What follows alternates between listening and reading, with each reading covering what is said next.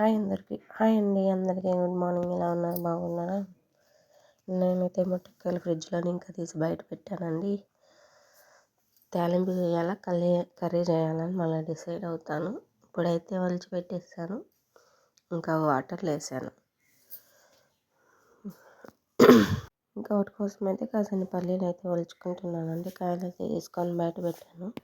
ఇంకా పల్లీలు అయితే ఒలుచుకోవాలి. పాప కొన్ని ఒలుస్తుంది, నేను కొన్ని ఒలుస్తాను. అవి అయితే ఒలిచేసాను, చాట్లోకి వేసుకొనేసి చెరిగేసాను. చెరిగేసిన తర్వాత గింజలన్నీ పక్కకు తీసేసి అవన్నీ పెనం మీద పెట్టి వేయించేసిన తర్వాత పొడి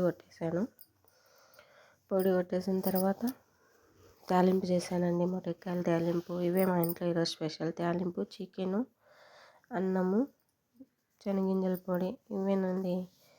ఈ వీడియో కనుక మీకు నచ్చితే లైక్ చేయండి, కామెంట్ చేయండి, షేర్ చేయండి, సబ్స్క్రైబ్ చేయండి. ఓకేనా? Bye friends.